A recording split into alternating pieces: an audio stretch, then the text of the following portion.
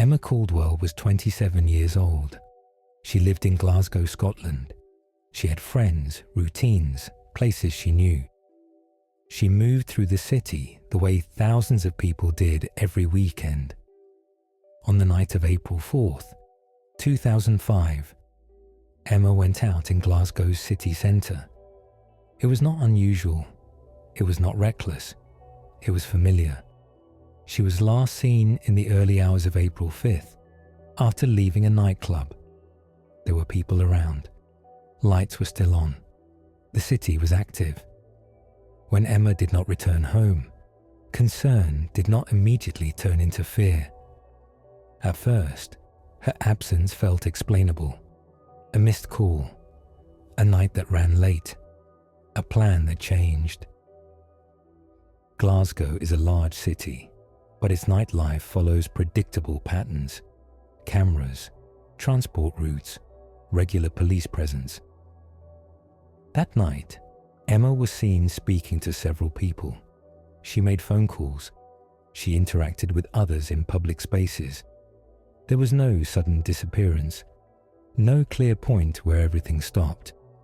Friends and family raised concerns when she failed to make contact. A missing person report was filed. But in the early stages, the case did not receive sustained urgency. At that point, it was treated as unexplained, not dangerous, uncertain, but not critical. Those early decisions would shape everything that came after. From early on, information existed. Witnesses had spoken to police. Statements were recorded. Details about Emma's movements were available. But the way the case was handled was influenced by assumptions. Assumptions about Emma's lifestyle. Assumptions about risk. Assumptions about what mattered. These assumptions affected priorities. Lines of inquiry were opened but not sustained. Leads were logged but not always pursued. Connections were not consistently made.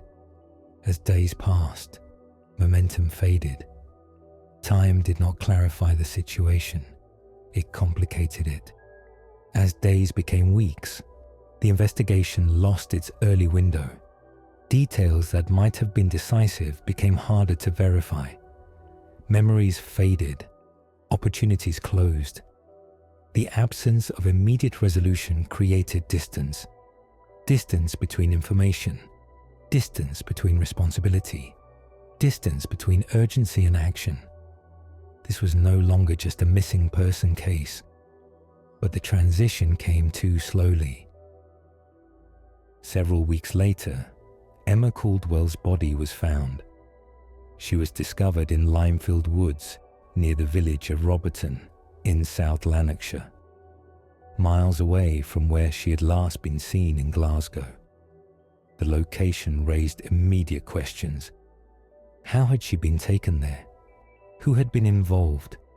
What had been missed? By the time her body was discovered, critical early opportunities were gone.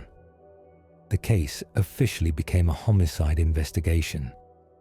But by then, time had already shaped the outcome. For years, the case remained unresolved. Emma Caldwell's family continued to seek answers. Questions were raised. Concerns were repeated. Evidence existed. Witness accounts had been given. But no conviction followed. Later reviews would identify serious failures in how the case was handled. Information had not been properly connected. Warnings were not acted upon.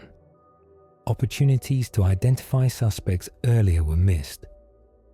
This was not a case without evidence. It was a case where evidence did not move.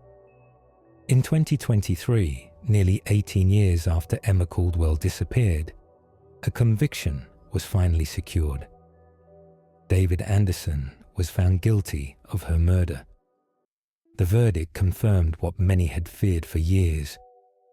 The truth had been reachable much earlier. The conviction could not undo the loss, but it forced public acknowledgement. Police Scotland accepted that the investigation had failed Emma Caldwell. the case triggered renewed scrutiny of institutional practices, not only because of the crime, but because of how preventable delays had shaped the outcome. Emma Caldwell did not disappear because no one noticed. She disappeared in a system where urgency was uneven, where assumptions replaced action, where information existed, but momentum did not. This case is not only about a murder. It is about how decisions made in the early hours can determine everything that follows, about how delays compound, about how silence grows, and about how, in the end, the details mattered.